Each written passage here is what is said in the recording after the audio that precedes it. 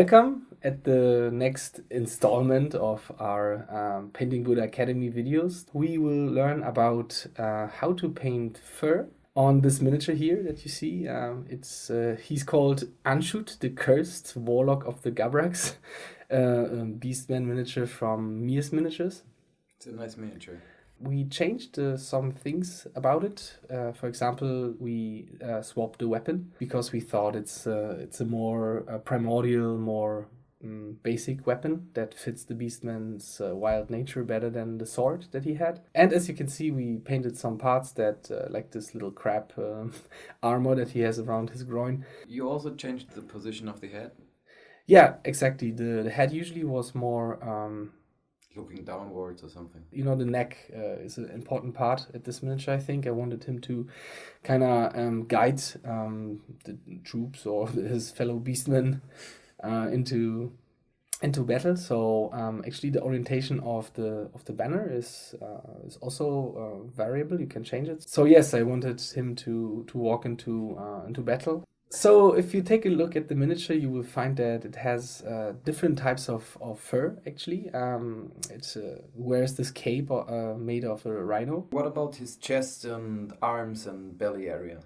Yeah, usually you see that people paint that as skin very often. We will add some little light color, some little skin color to that, but we will not treat these parts here as skin, because that would be a shaved goat, and you don't want to shave your goat. Trust me, it doesn't look good. When you look at references of different animals, you will find that also the fur on animals is it comes in different tones, actually. You know, it has to do something also with the density of the fur, but also on, I think, how long the fur was exposed to the sun. For example, it's different parts. The spotted effect is typical to some animals more than to others, but all of them have a variation in the fur tone, and this is something that we will have to keep in mind.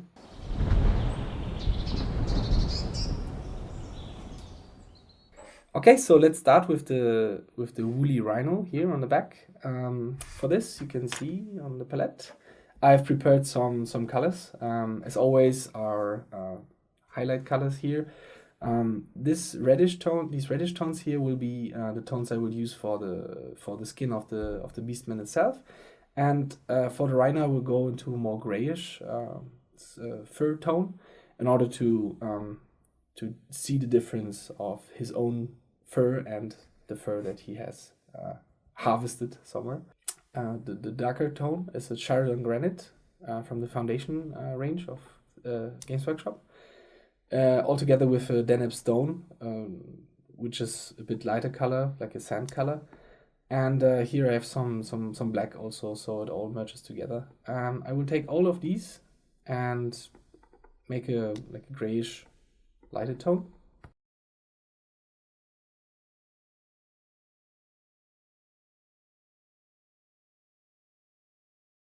It's still a natural tone, but it's not a, I don't know, living tone. It's not very alive. When you look at the fur of dead animals, I think it changes its tonality too. You know, it loses the shine maybe. Also, since this is on his shoulders, I think it might get bleached out over the time. Yeah, by rain and sun and whatever. So, yeah. The important part also here, where we put on the first layer of the foundation, is that I already tried to put a bit lighter tone up here than I put down here. Oh, yeah. It's a bit like a wet and wet blending. You put the tone here, and then you can start to mix in slightly different tones into that from below here. And this is exactly what the fur what helps to bring this fur alive, that there is a change in tonality in the different like areas of the fur. What about the paint consistency? That's a base tone consistency. It's pretty thick. It's not so thin, because we want a nice, solid and homogeneous layer. when you paint fur, you will have to let it dry quite often. Similar to hair, to human hair, when you blow dry them. The color really collects in all the recesses, as you can see here. And this results in long waiting times until it's completely dry, until we can start to work on. Okay, so I will allow this to dry, and we will be back for the next layer of color. The next step will be to lighten up the fur at some places, and you could theoretically do that with a dry brushing. I will not do that for the fur for sure, because dry brushing always makes this look dusty and just not so controlled. We will paint this fur in a more traditional way. For this, I mixed some more of the stone, like Deneb stone color, into the base mix that I have here.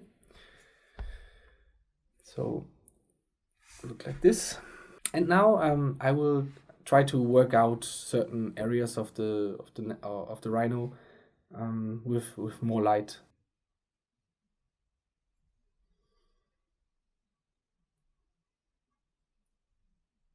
Consistency of the paint at this point is It's the still, same again. yeah, it's still pretty thick. Yes. Okay. This step is really to bring a lot more light into certain sections of the fur. Okay. And remember that the different tones are very important. That you don't have only one tone going over everything, but there are something like these spotted sections throughout the fur. So actually we take the light into account at this point, but it's more like marking down different strains of hair that will then have these colors. And it's very true for fur and for hair that the realistic effect is created by applying many different tones. So it's a lot of work with a lot of different tones that make the effect look good.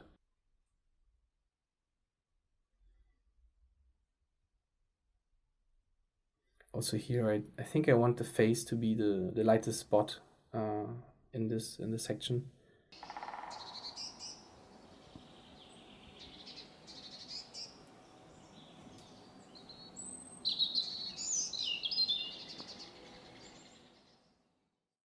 It's like a sketch, really. It's very variable, the step. You can really not do much wrong. It's as I said, like a sketch. You can try out certain things, and only if you're happy you go into the next step and decide if you want to go further, so to say. And yeah, remember this part here is exposed to the sun, so it will be bleached out, and this also here will be very bright, and then dropping down. Something interesting has to happen, so that's why there's red in it. You could also add some blue to it if you want to make it more cold, or work entirely with blues if your beastman is set into winter, for example, setup or base. Then you could also add some blues to it. Also, if it's nightlight, like moonshine. Yeah.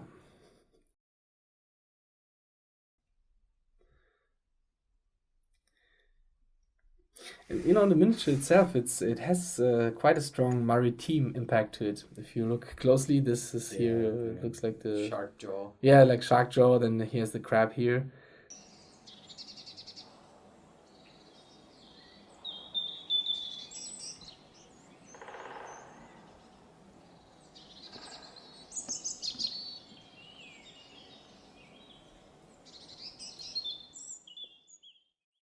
So the color you're using right now is still that mix you had before. It's not a lighter color. Well, I have this, if you look at the palette cam here, I have this lighter color here, and it kind of floats into that base color, and I sometimes take more of it into it. Okay. So actually it is gradually getting lighter, as we go. But it's there in order to really add more and more light and more brightness into the mix and more variance.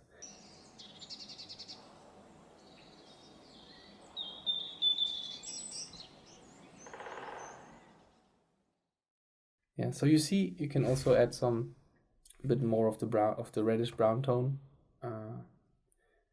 here, and slowly you incorporate more and more of these tones while still, you know, seeing that this is the lightest spot here. This will be the lightest spot up here. I think I will dry this and then we will continue with the next step.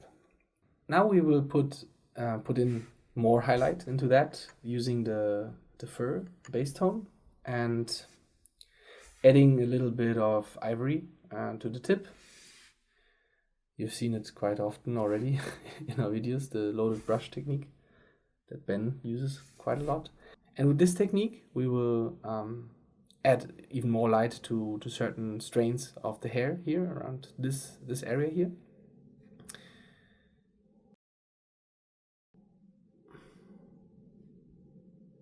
So this is a more controlled step than before because you're only painting on certain strains. Yes. Okay.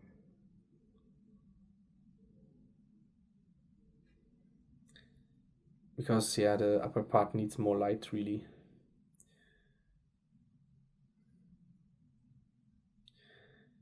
And also you can try to think about where the light comes from. The fur is shaped like a leaf, maybe you could say, and also leaves they would catch the light on this side and not so much on this. So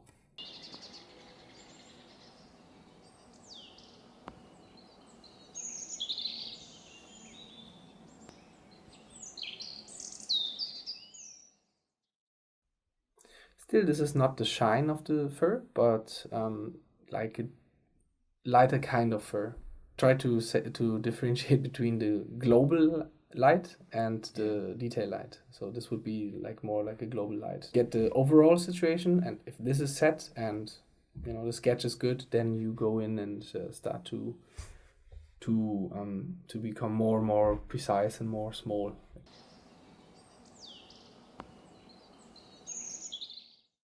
So I will continue on this side here also, on the part that is difficult to reach, and it's almost impossible for the camera to see. Yeah, and then we will come back.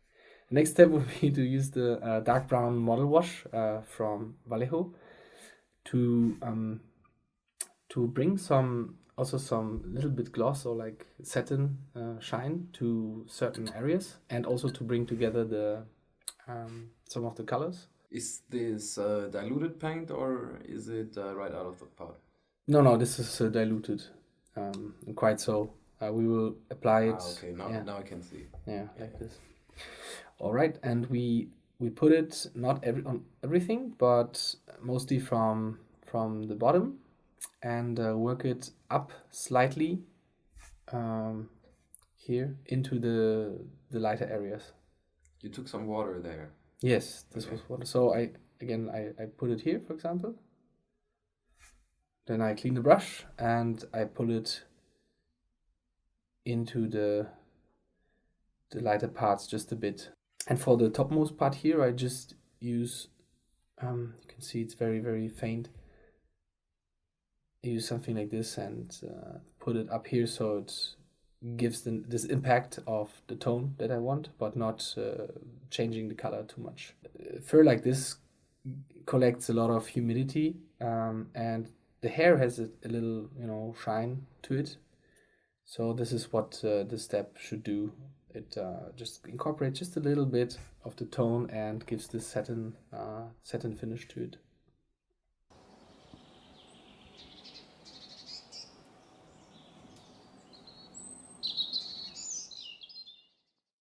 As always, in what I try to teach is not to know a fixed recipe, because colors can change, they can disappear, and you have to adapt to situations.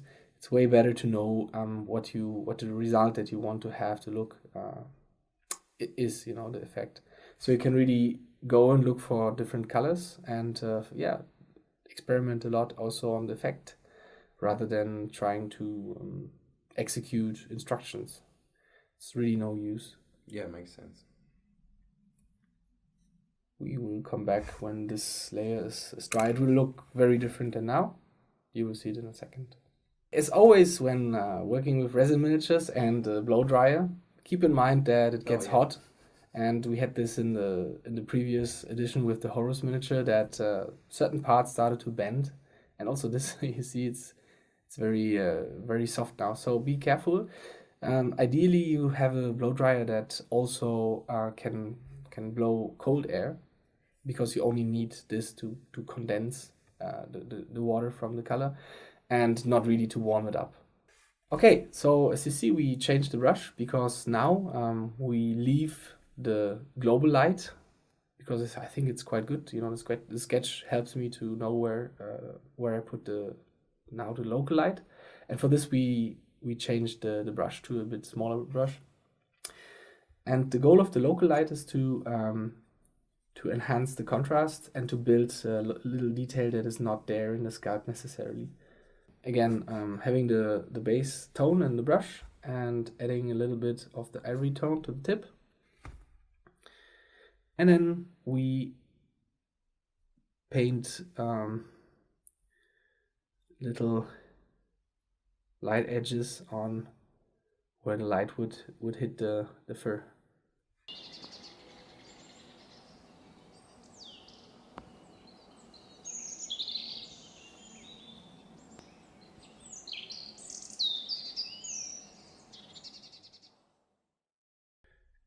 Also, if some of these strains are too white, like this one here, you can go in with the base tone again and then just cover it up, so it's not so super prominent in this place anymore.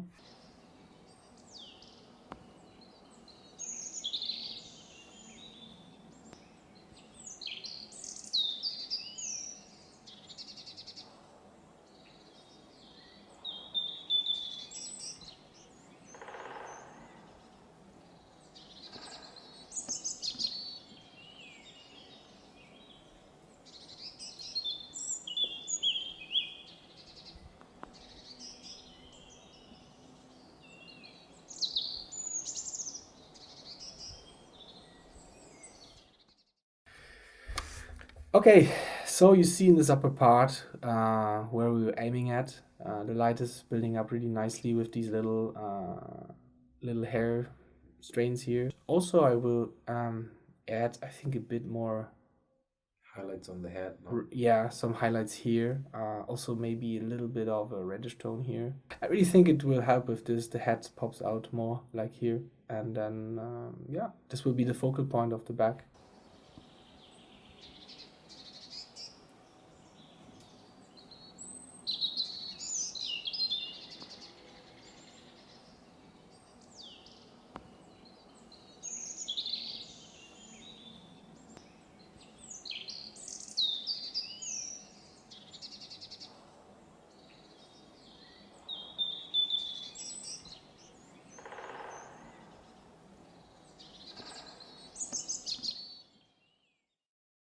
As you can see, we added a little bit of red here around the snout. We did this by simply taking some Mephiston red and mixing it with some tank brown.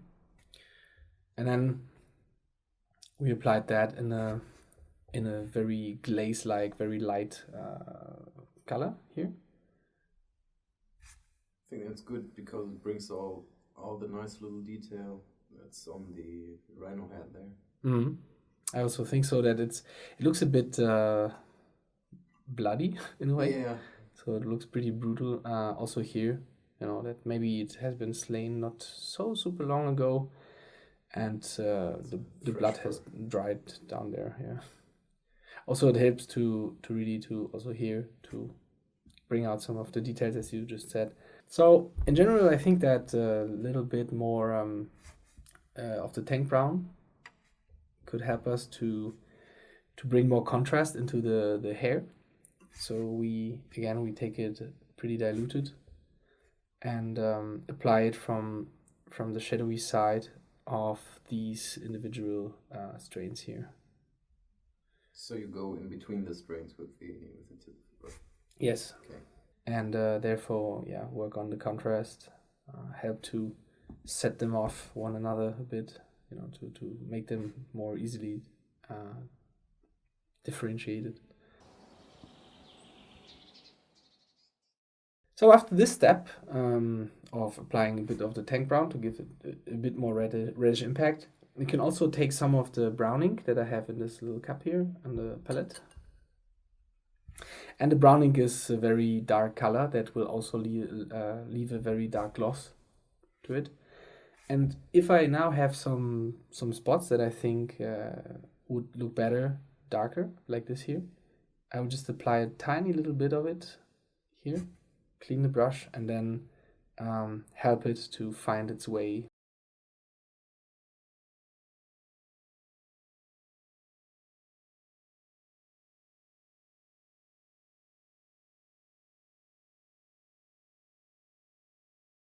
Because this really high gloss also helps to bring more interesting texture and you see gloss into these parts, and therefore make it look more alive or more interesting.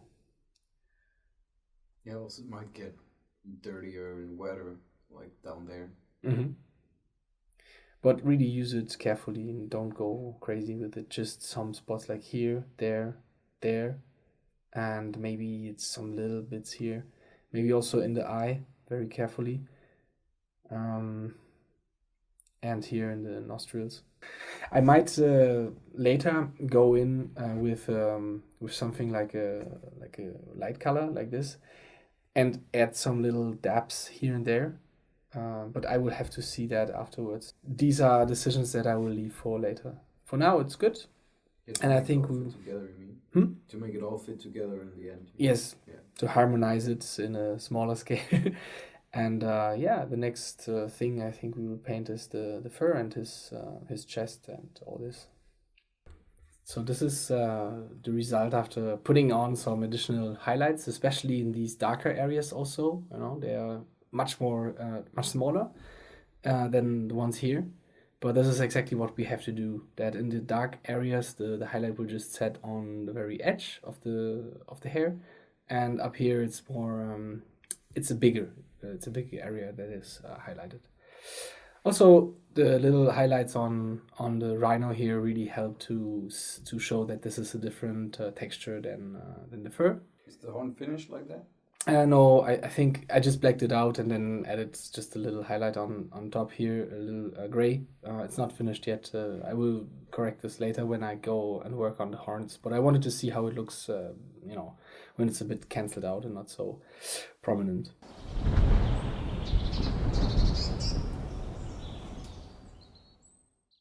This leads us to the next step, and this will be the his own fur or skin fur, whatever you might want to call it. And for this, we want to have a bit more warm, a bit more brownish tone.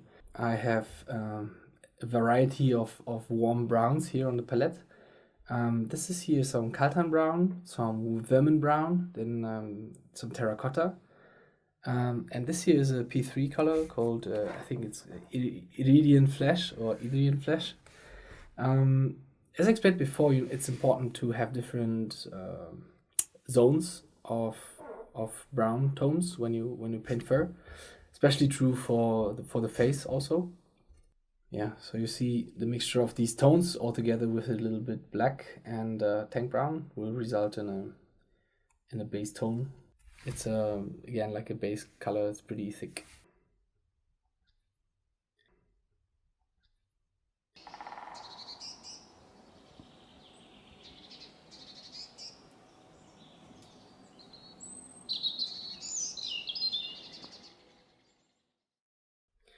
For the chest, at this point, we can add a little bit of flesh tone. Not much, because as we said, it's not a naked goat. But still, there might be some lighter tone up here. So we just add it at this stage. And I will continue to put this first base tone on everything, and then we will return when this is dry. Similar to what we did with the other fur, you know, with the global thing first, and then to get all the little details in. Here we do something similar.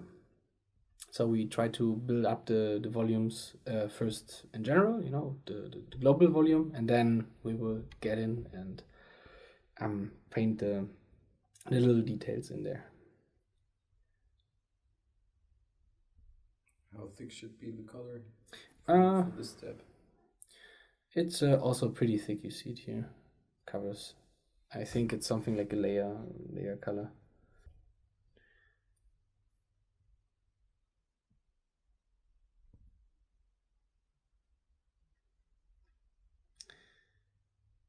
Here the fur doesn't form these little strains, but it's more fine. So we see these as surfaces first, you know, like a one smooth surface without really going into along the hair. We just need some lighter color here and there. Also here in the face.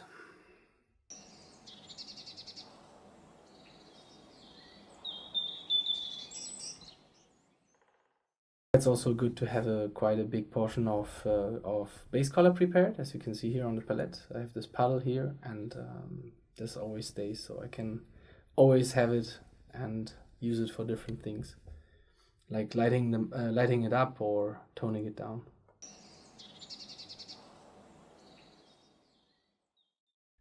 So yes, we continue putting some lighter color on these spots where the light would naturally hit it, without really paying too much attention to the detail. What we want to do more again is like a sketch for the light, to know where we will then continue with the details. What you called the global light before. Yes, here I add some flesh tone to this mix, as we will have to lighten up those abs and the area around the belly, the stomach, and the chest.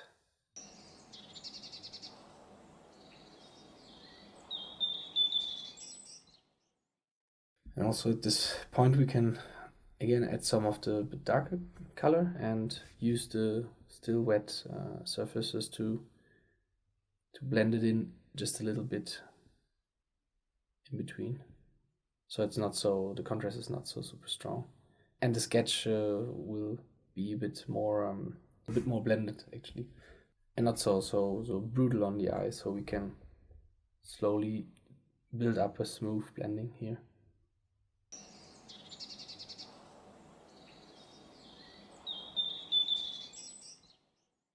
Also, in the end, the head should be the lightest part, as it should really catch the attention, the eye first. So I want this here to be the lightest part in the end. So it needs more light. So I just add a little bit more cream to the base color, and again start to apply it where the light would naturally set. Here a bit on the, like here on the cheek, on this fur here on the cheek, and also above on the I guess it's a forehead. Forehead.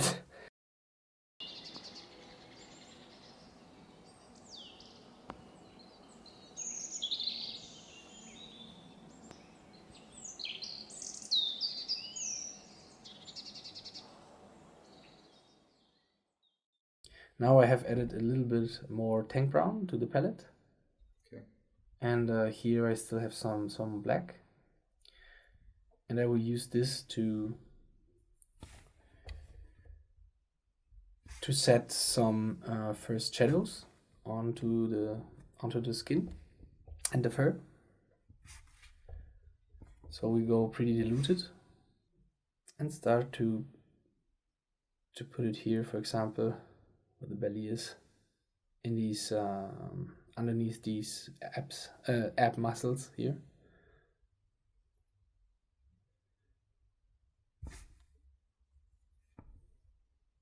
And darken it down gradually like this.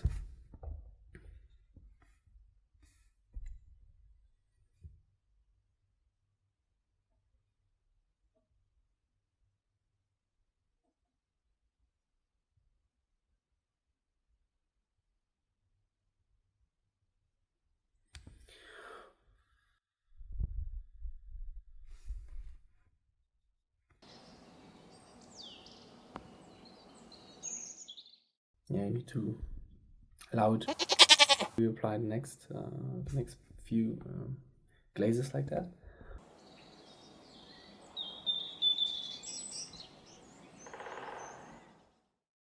Same with the newly highlighted leg here. Just put it beside, then clean the brush and just work it into this surface so it blends a bit better with the existing, with this part here down here.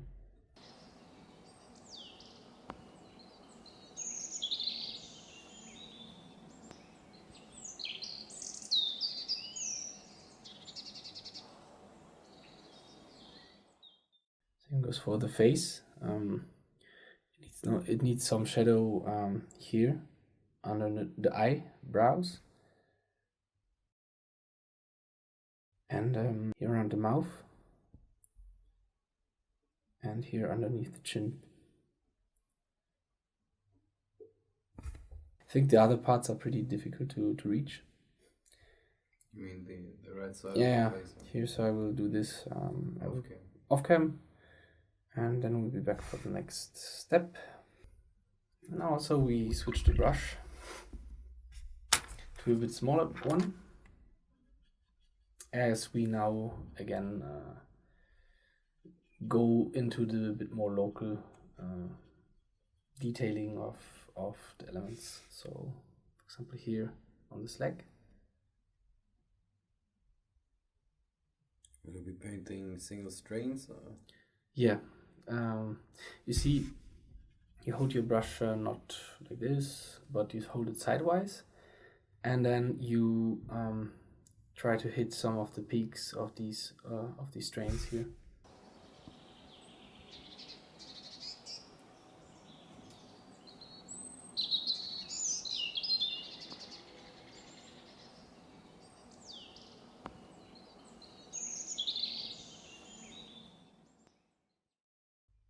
And here also you the way you hold the brush and you paint is a bit different to what we did before. It's like using more the side of the brush to hit these peak hair thingies, like the edges up here.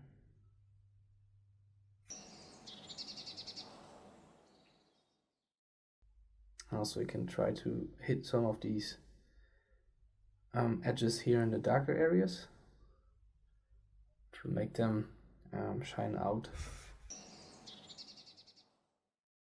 And once you see that something was too much, you can still correct it with the base tone that you have used for this part before. You can kind of give it a little. That's a good tip. Little wash. Same goes for the upper leg here. It was a bit too bright, so now a little wash with the base tone will bring it back down.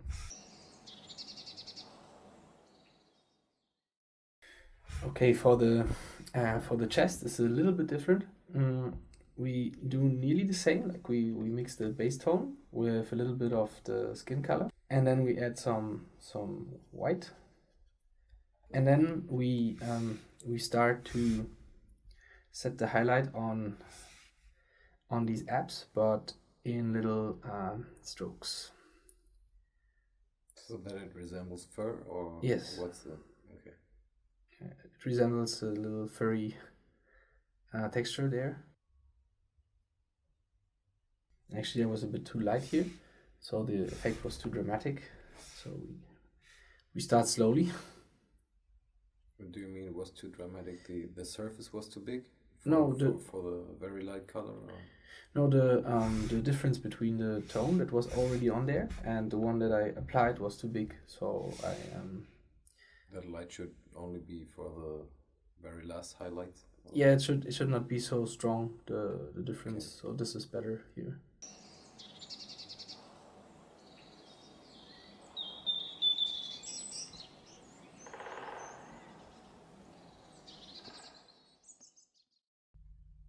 So that's the difference between the highlighting the fur and this chest piece that we now paint on this little fur texture on the chest, which is very flat. The sculpt has no fur in it.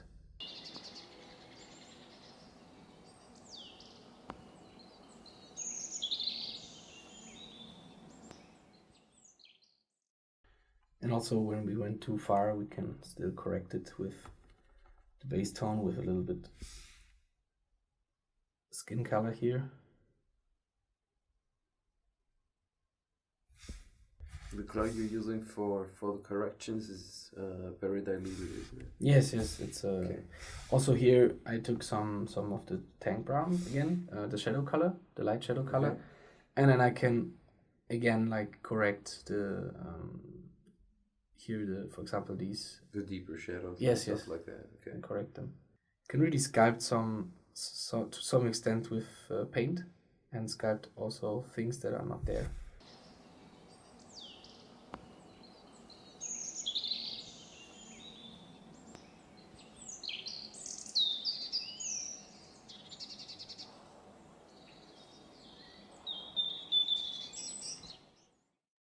Okay, enough for now. Now we will go up to the head, base tone and the cream color with white in it. Will you be repeating the same steps you did on the chest, on his forehead and arms? Yes, yes. But for the face, you see, like this is the fur here, so it need to do it similar to what we did on the legs.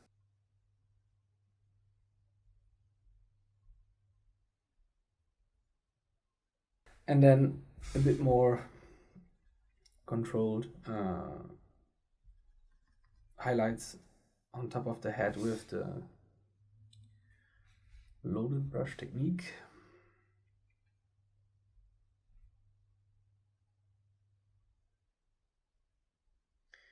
And try to build the highlight up there.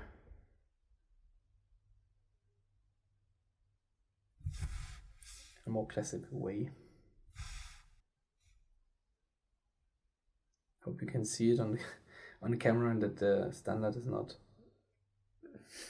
Yeah, it's in a way. It's hiding his head a little bit. So yeah, it's really not easy to film because of the banner is always in the way. I will continue to do this, what I did here on the arms, and I have to get a bit closer for the face because it's really small. And yeah, I think we will be back when this is done. So we took some time, readjusted the camera, and now you can actually see a lot more of the detail that is painted on. We used the time to already paint the chest a bit further with the fur effect that you see here, and we will show you how to achieve this effect on the arm actually here. For this we mix the base tone with you can see it here with a little bit of sand color and white, so we get a pretty light tone, and it has to be in a layer consistency. And now comes something that's important for this kind of effect.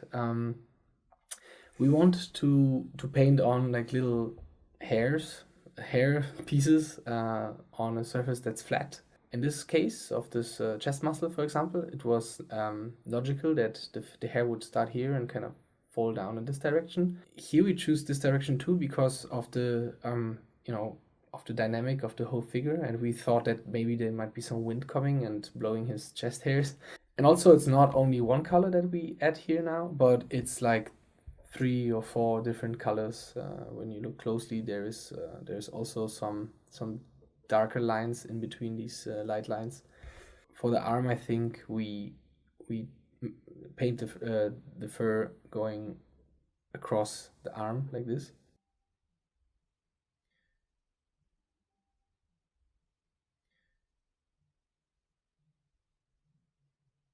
And start to add little lines like that.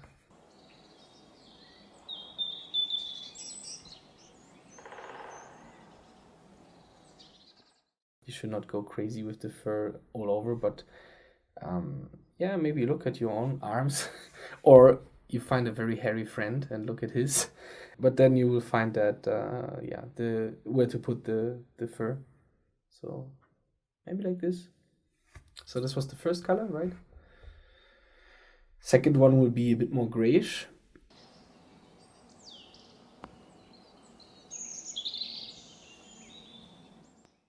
the first color that we put on, it was good to streak it out a bit, but now the lighter we go, the shorter these little hairs should be.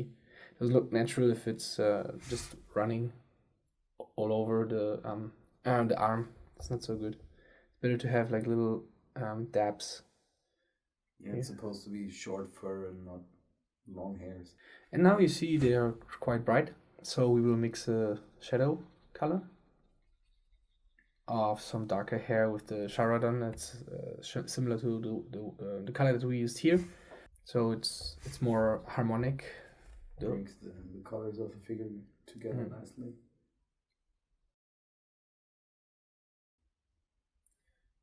And the very last kind of hair, or reflect or highlight, should be a pretty light color, nearly white.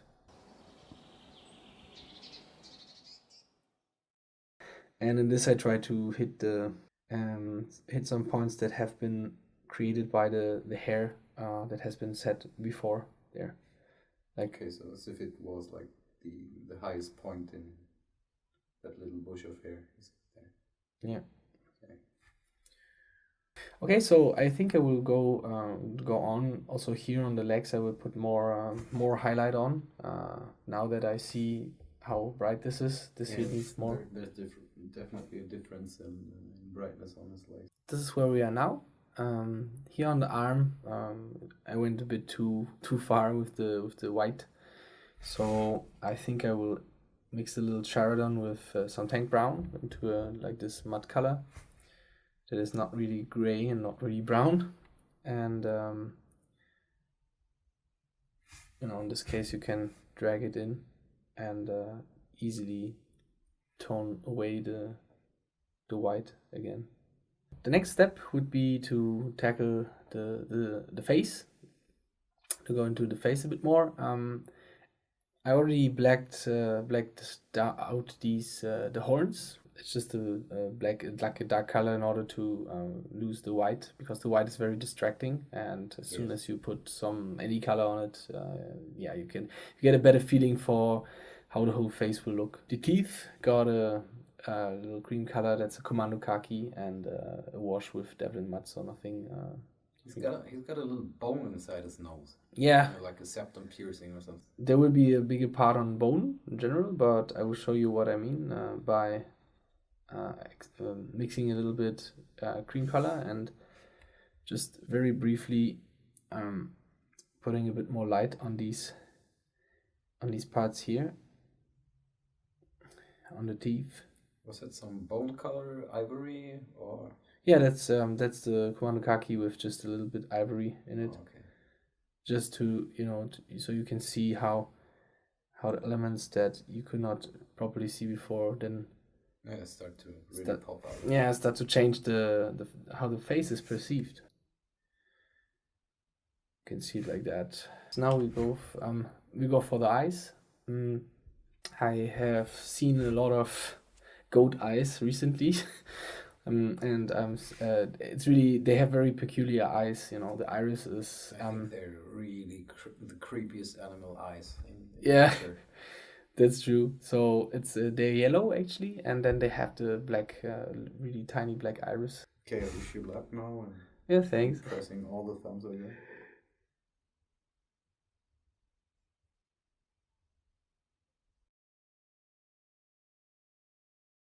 But you can already see how, one little spot makes really already a difference, and you can more easily see this as a face in a way.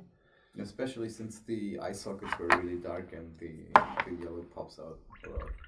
Now a little bit black for the iris, and well, if that was a bust or bigger miniature, you could actually do the shape more properly. But here that will be super difficult. So people think they need a really small brush for this.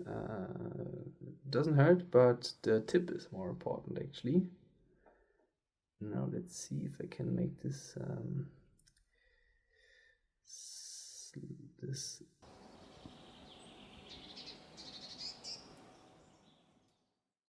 Now we try to add some yellow back.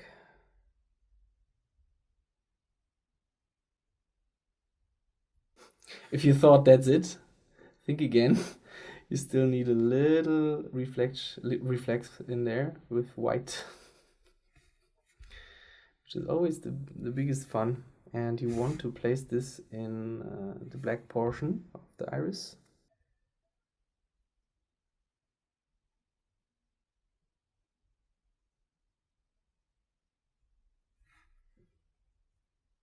And suddenly you have a, you have a face, you have a goat that has eyes. I think we will do the other one off cam because it's like really. It's ridiculous. It's like to try it like this. Yeah, it would go like this, and then we'll be back in a second. So after finishing the eyes, we are nearly done with the fur and the general skin part. The only thing that I would like to paint now is the little spot between on the forehead of the lighter fur. And it's the bigger brush again because we want to mark down the area actually where the light spot goes.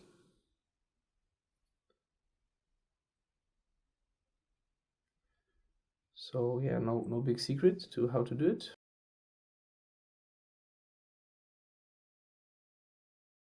And again, this is not light. This is another color in the fur itself. Yes.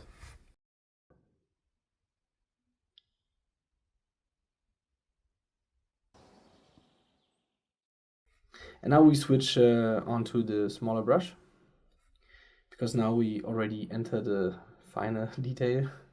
This stage can only mean one thing: you're gonna paint some more fur. Exactly, some more lines.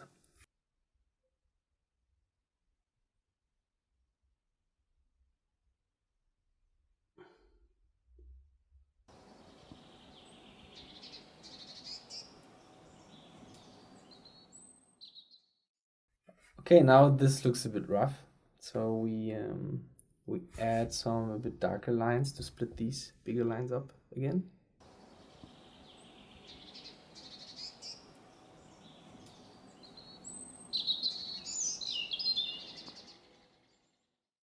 And also some hair should move a bit downward.